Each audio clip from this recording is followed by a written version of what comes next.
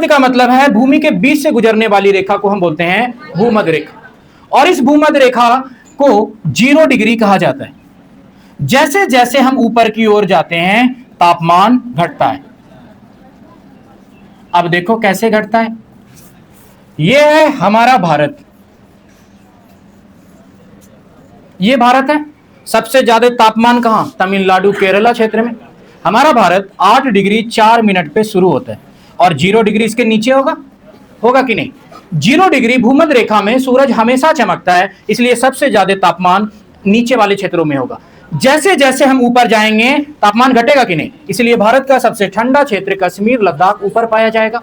यही बात है कि हमारे देश के बीचों बीच से गुजरती है कर्क रेखा, और ऊपरी रेखा को हम बोलते हैं, ये जो ये है इसको बोलते हैं कर्क, इसको बोलते हैं 23.5 डिग्री। तो ये पता चला 0 से ऊपर गए तो 23.5। तो ये जैसे जैसे हम ऊपर जाते हैं, जैसे जैसे हम नीचे आते हैं, ये क्या होता है? इसके तापमान क्या होता है? घटता जाता है भूमध्य रेखा से। तो पता चला ना कि ये वाली जो रेखाएं हैं, ये जैसे जैसे हम ऊपर गए, ये किसको बताया? तापमान को।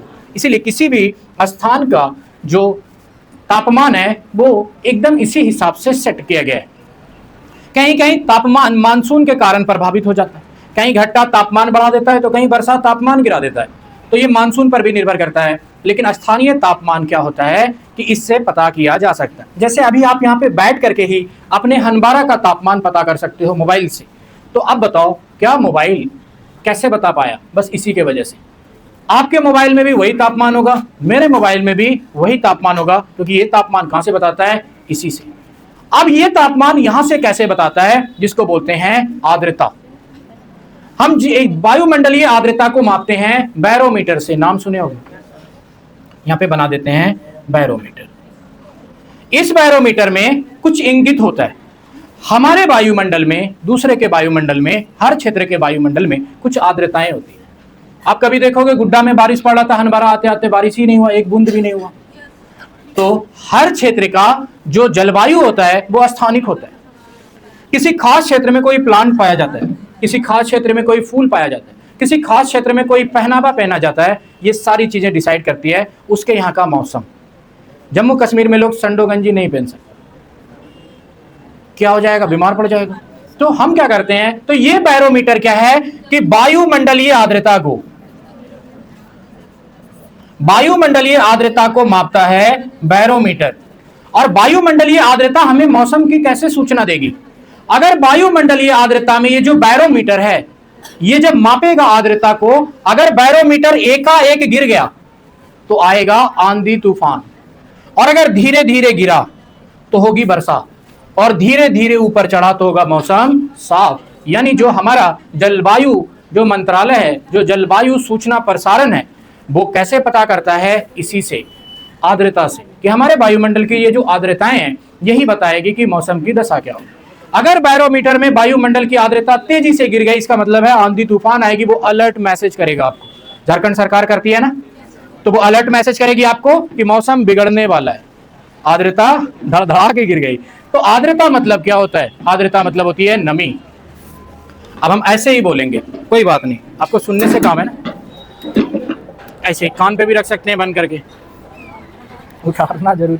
देखो, वायुमंडलीय आर्द्रता का मतलब है नमी, और नमी का मतलब है जैसे यहां अपने मुंह पर एक पानी मार लिए, छिड़काओ, आर्द्रता है कि नहीं? उदाहरण देते हैं, कभी ठंडा लिए हो स्प्राइट, उस स्प्राइट को आप क्या करना, ऐसे पकड़ के रखना, देखना वायुमंडलीय आर्द्रता चिपकने लगेगी, और जाहिल आदमी कहेगा फटा हुआ लाए हो क्या? यही है आर्द्रता, वायुमंडलीय आर्द्रता। कि वायुमंडलीय आर्द्रता हम देख नहीं पाते, वो हवाओं के फॉर्म में भाप बनके हमारे वायुमंडल में एग्जिस्ट करता है। अगर ये वायुमंडलीय आर्द्रता बैरोमीटर में एकाएक गिर गया, मतलब आएगा आंधी तूफान, मौसम बदल जाएगा, एकदम ठंडा आसमान काला, आप निकल जाओगे टहलने, भाग के घर आओगे, बारिश आ जाएगी। ये हो गया कि हम वायुमंडल को के तापमान का पता और उसका नियंत्रण करते हैं ऐसे। उसमें भी चार्ज नहीं है चार्ज, छोड़ो, खराब हो गया।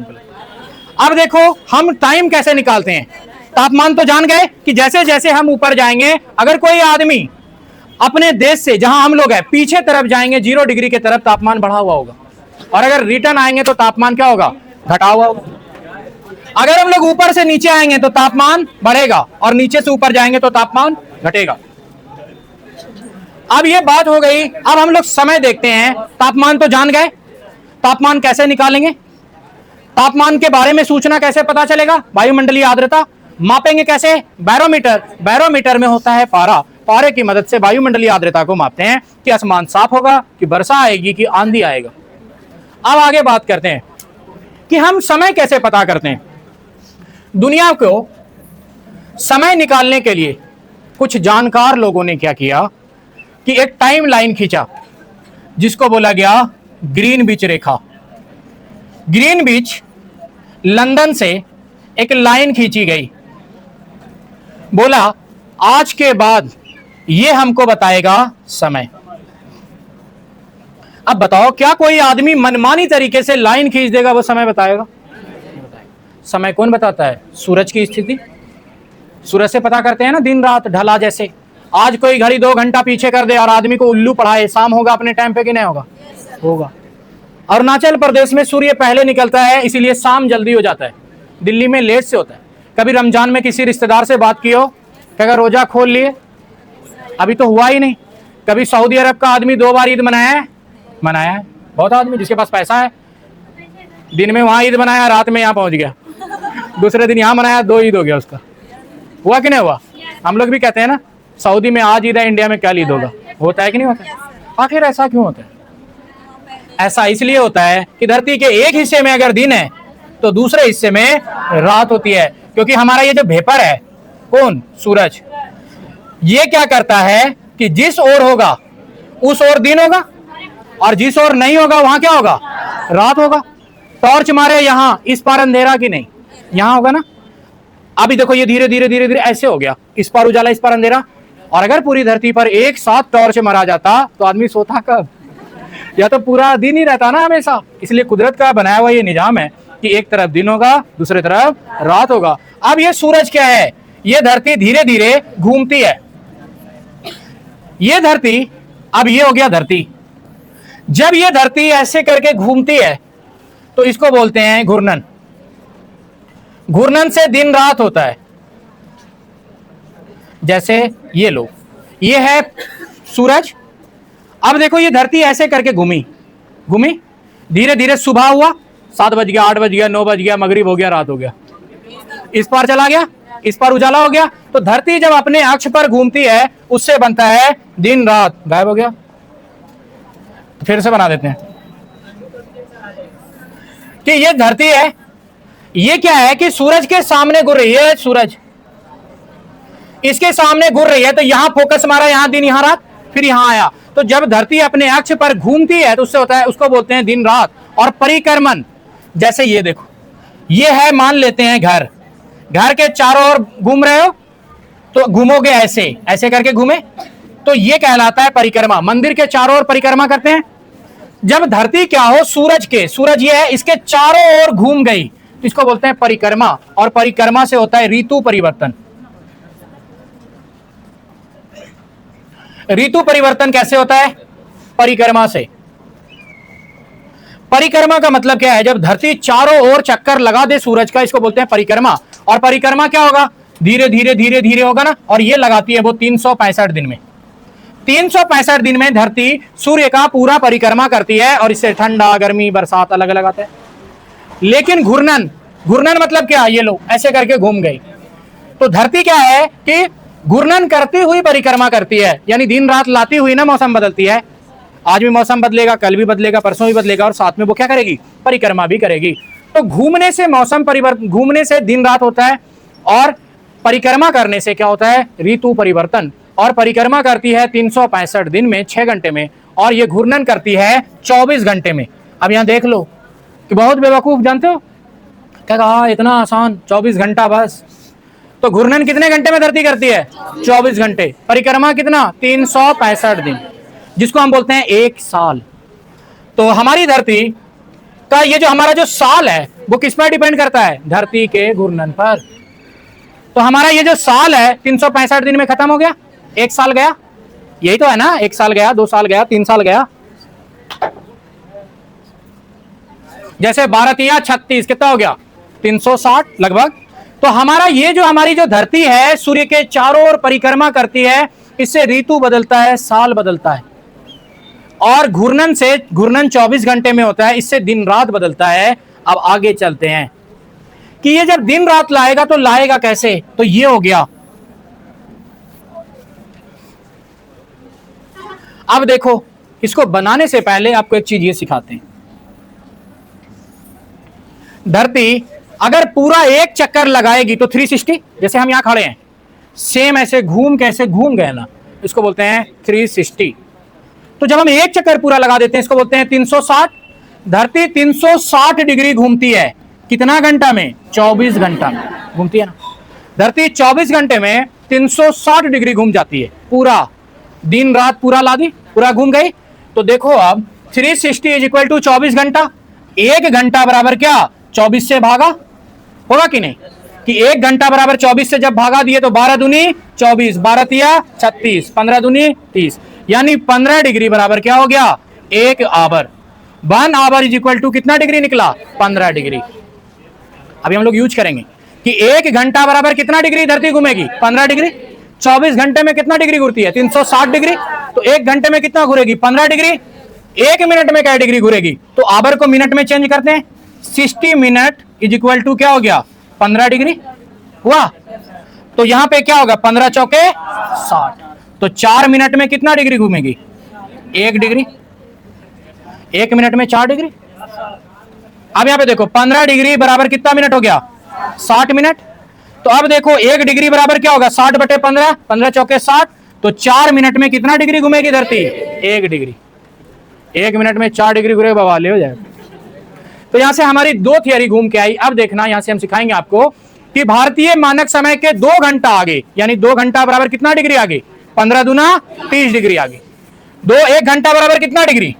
15 डिग्री। अब यहां से सवाल बनेगा, अगर भारत के कोई 30 डिग्री पूरब में है तो कितना घंटा आगे होगा? अब देखो पूरब में है, पूरब में क्या होगा? आगे। और पश्चिम में क्या होगा? पीछे। कैसे? सूर्य कहां उगता है? Sun rises in the east, बचपन में पढ़े हो। तो सूर्य क्या होता है? पूर्व में उगता है।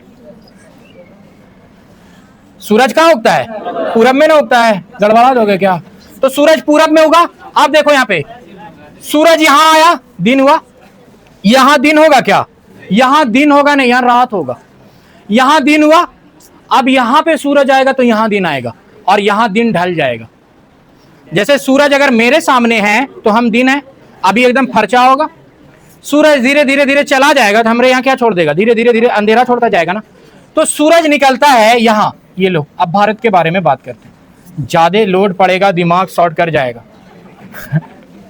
देखो ये है अरुणाचल प्रदेश। सूरज पूरब में उगेगा तो उगता सूर्य वाला राज्य कौन? अरुणाचल प्रदेश।